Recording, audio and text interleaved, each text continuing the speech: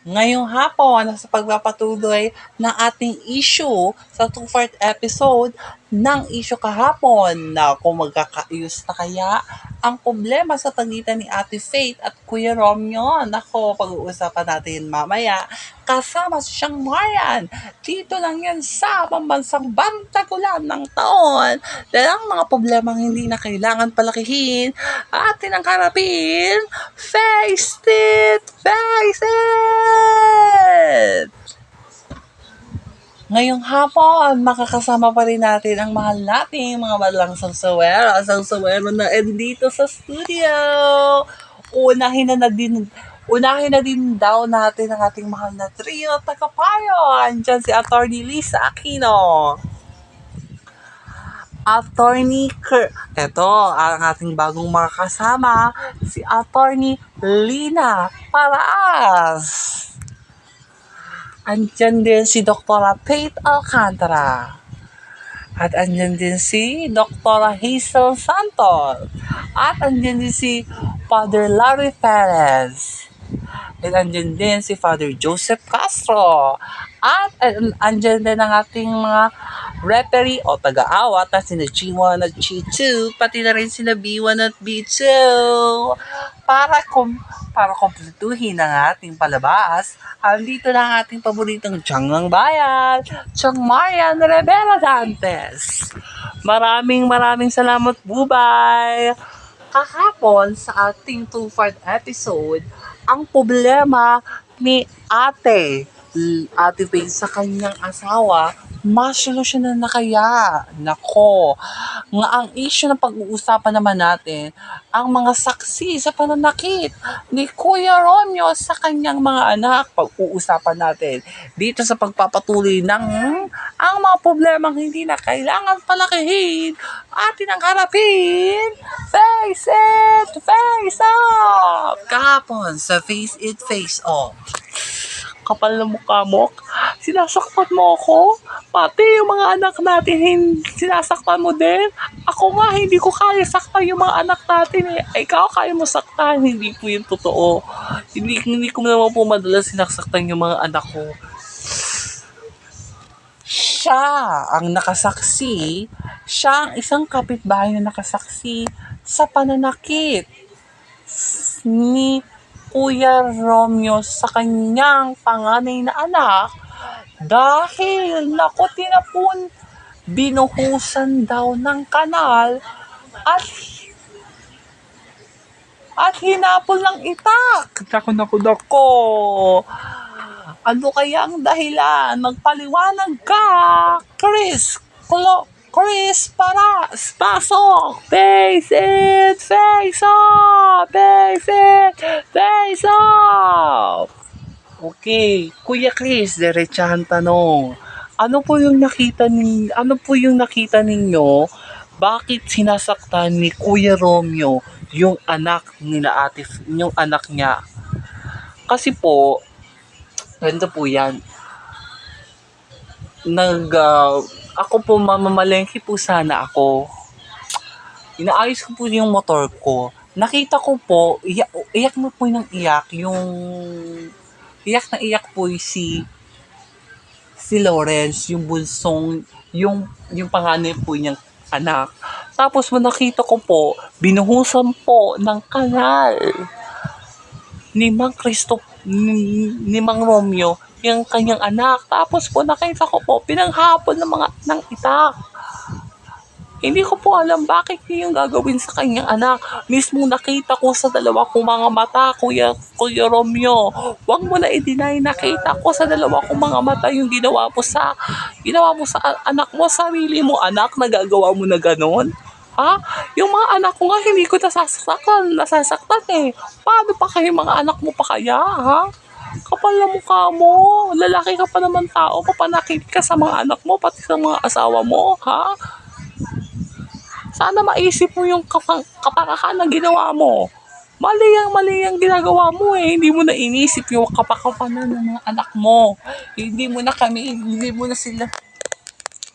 na inisip yung kapakanan ng mga anak mo. Yung sarili mo na lagi iniisip mo. Sana isipin mo din yung kapakanan namin. Yung kapakanan ng mga anak mo, hindi lagi yung kapakanan mo yung iniisip mo. Nako, Kuya Romeo, totoo po ba yun? Hinabol nyo ng itak ang anak ninyo at muntikan nyo ng tagain. Kasi nung paghabol nyo ng itak ng yung anak ninyo, puno na daw ng mga sugat. Pa, nabuhusan nyo na nga siya ng kanal, hindi pa kayo nakontento, pinaghahabol niya po ng itak. Paano nyo po nagawa yun sa anak ninyo? Hindi po ba kayo naaawa? Kasi po, galit na galit po ako sa kanya. Sabi ko po sa kanya, bumili ng dalawang alak. At tagal-tagal pong bumalik. Yung po pala, nakapaglaro pa sa mga kabarkada niya. Ha? Sabi ko po sa kanya, umutang ng alak. Paano pa uutangin, ha? Ang dami-dami mo ng utang doon ng alak, hindi mo pa binabayaran. Ha? Kaya takot yung anak mo umutang kasi takot din siyang masaktangan sa ginagawa mo sa kanya. Nako, mali po kasi yung pananakit na ginagawa ninyo. Alam nating mali, ginagawa pa rin natin. Diba? May pagkakamali din po tayo dito, Tatay Romeo. Isipin natin, mga magulang tayo eh.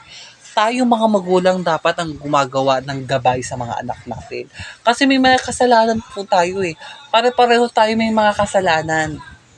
Isipin natin may mga pagkakamali tayo. Naawa po ako sa anak niya nung oras po na yun. Mismong ako na po ang nagpaligo sa anak niya nung araw po na yun. Naawa po ako eh. Tapos po ginamot ko po yung mga sugat niya. Ako na po nagpakain sa kanya. Tapos yung mga kapatid niya po, binigyan ko po siya ng pagkain. Naawa po ako eh. Kasi po ako po, yung asawa ko po OFW, ako na po nag-aalaga sa mga anak ko. Kasi yung mga anak ko naman po, yung oras po na yun, nasa mga biyenan ko po. Nasa mga biyenan ko po yung mga asawa ko. Tapos yung araw po na yon, mamamalengke po kung para po sana itinda ko. Kasi mamamalengke po sana kung meron po kasi ako sari-sari store.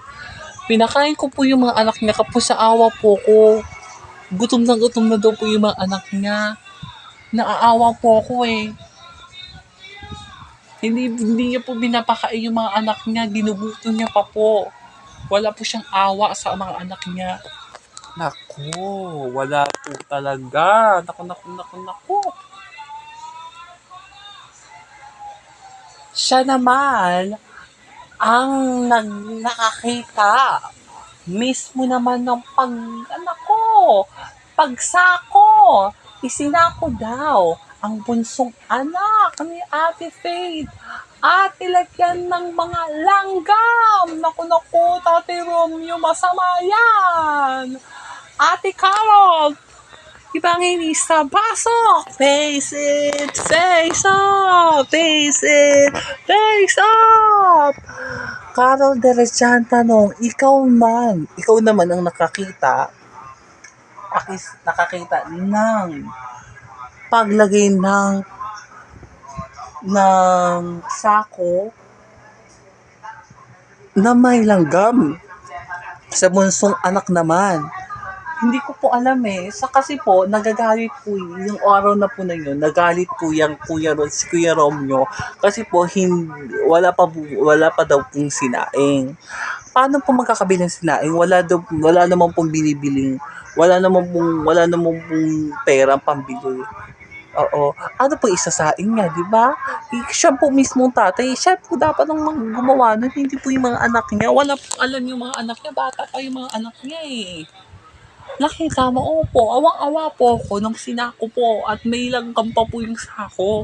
Hindi na awang-awa po ako. After niya po isako, ilabitin niya sa puno ng mangga, tinulungan ko po yung bata. Awang-awa po ko sa bata. Punong-puno po siya ng mga putang. Punong-puno po siya ng mga peklat, ng mga kasi kakagat po ng mga langgam. Awang-awa po ko sa mga bata. Kahit hindi po ako ang nanay niyan, naaawa po ko sa kanya kasi hindi ko po alam eh. Nagagawa niya pong saktan yung mga anak niya. Sariling anak niya po sinasaktan niya. Nako! Bago natin ipagpatuloy, pag bago natin pagpatuloy ating issue, kausapin na muna natin ang dalawa sa ating trio tagapayo, Doktora Faith Alcantara. Maraming salamat siyang Mariano. Dito sa atin, wala tayong responsibilidad na manakit. Naaawa ko sa mga sinasabi ng sa mga success, sa mga bago nakikita. Naaawa ako sa mga narinig ko. Hindi po kayo nakakalimutan sa mga ginagawa niyo, Tatay Romeo, sa mga anak niyo. Parang awa niyo na po. Itigil niyo na po yan. May pagkakataon pa pong humingi kayo ng tawad sa mga anak ninyo. May pagkakataon pa po. Isipin ninyo yung kahalagahan ng mga anak ninyo. Kasi ang mga anak niyo po, iisa lang po yan eh. Ang mga anak niyo sa inyo po yan ang galing. Mismo kayo po ang lumuwal sa mga anak ninyo. Mismo kayo po ang nagbigay sa kanila ng pagmamahal. Mismo kayo din po ang sisira sa kanila. Isipin niyo po isipin niyo yung pagmamahal niyo sa mga anak ninyo. Ha? Kasi walang hanggan ang pagmamahal ng isang mga magulang sa kanilang mga anak. Isipin mo sana, may pagmamahal ka sa mga anak. Kung may pagmamahal ka sa mga anak mo, hindi mo kayang gawin yung pananakit na gano'n. Malala yun eh. Pwede ka magkaroon ng mga depression at cybercrime dito sa mga nangyayari sa mga anak mo. Anong mararamdaman ng mga anak mo? Mapapahinaan sila ng loob. Yung kanilang immune system, yung kanilang mga system, pababayan. Kasi mawawala sila ng confidence sa sarili. Kasi napapahinaan sila ng loob. Wala silang tiwala sa sarili nila na kaya nilang gawin. Sana maisip natin, meron tayong pagkakamali. No, ang pagkakamali na yon, yung mga pagkakamali natin, maaayos yan kung tayo mismo gumagawa ng mga bagay na kaya natin ayusin. Isipin natin, meron tayong tahanan na maganda. Ang tahanan na yun nakakapuno. May mga nakatira, mga magulang, mga anak, hindi yung mabubuo kung mismo tayo sisirain natin yon. Meron magulang tayo eh. Ang isang magulang hindi natatapos ang kanilang tungkulin pag sisinilang ang bata at lumaki sila. Yan ay panghabang buhay.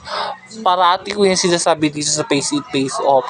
Lahat ng aking mga sinasabi dito, meron kasi lahat tayo may karapatan. May karapatan tayo. Isipin sana natin yung pagmamahal natin sa kanila. Isipin natin yung tiwala na ibinigay.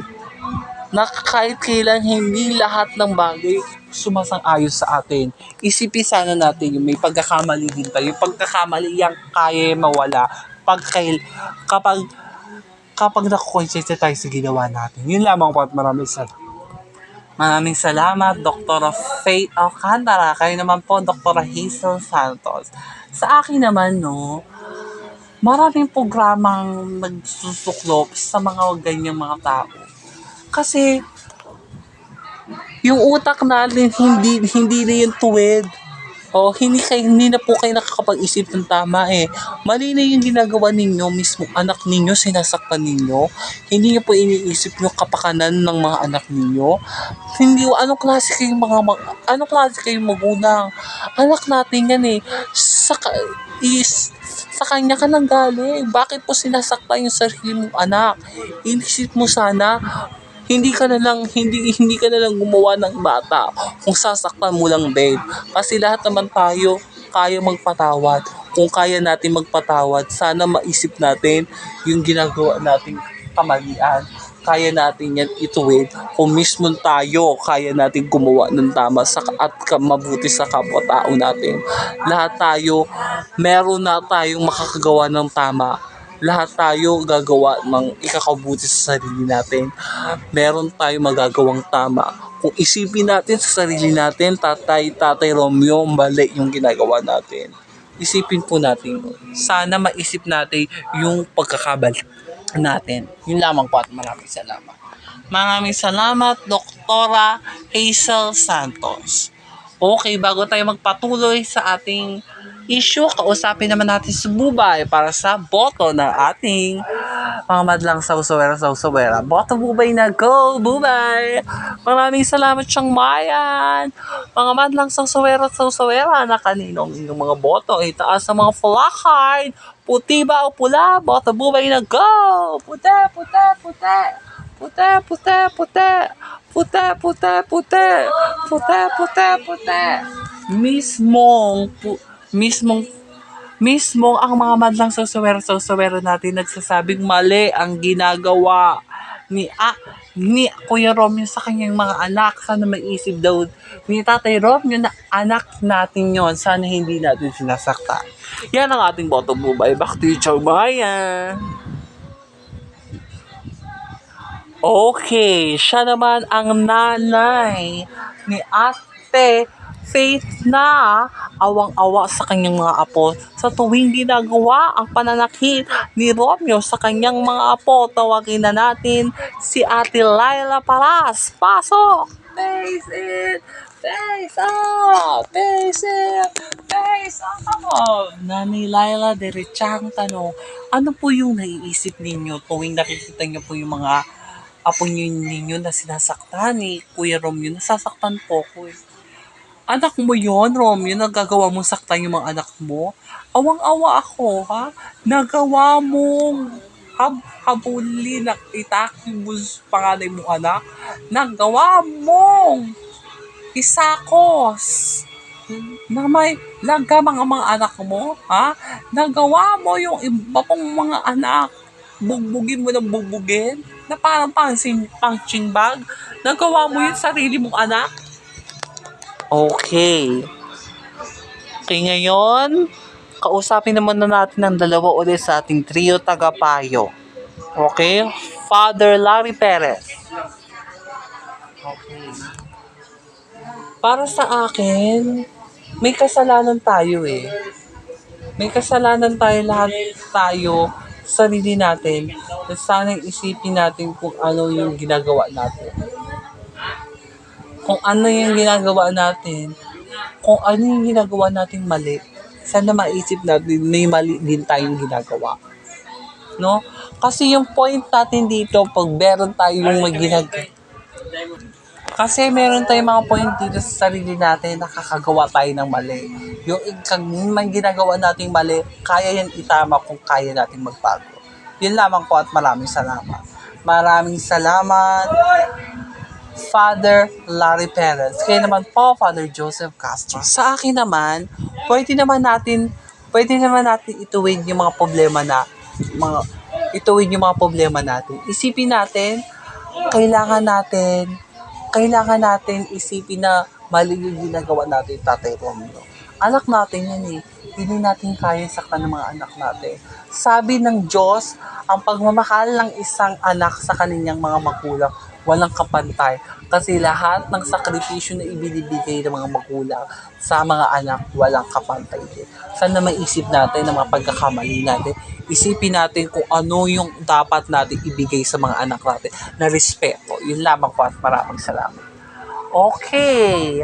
Siya naman ang kapatid ni Romeo na magpapatuloy na galit din siya sa ginagawa niya sa kanyang mga pamangkin. Tawagin natin si Lolita Paras. Pasok! Face it!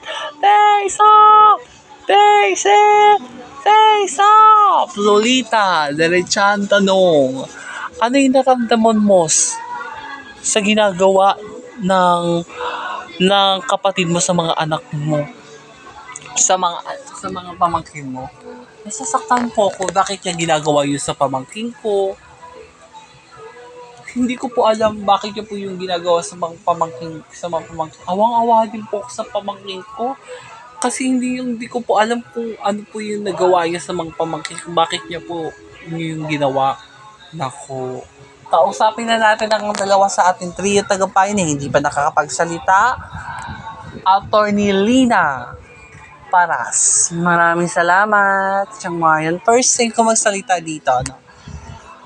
Point ko to, point ko dito, tutuldukan ko na lang yung sasabihin ko. Mali, kamalian. Lahat ng kamalian, pwede natin yung ituwid kung mismo tayo makakagawa ng tama, kung ikaw mismo ay nakakawa ng mali. Yun lang, maraming salamat. Maraming salamat, Attorney Lina Paras. Kayo naman po, Attorney Lisa Aquino.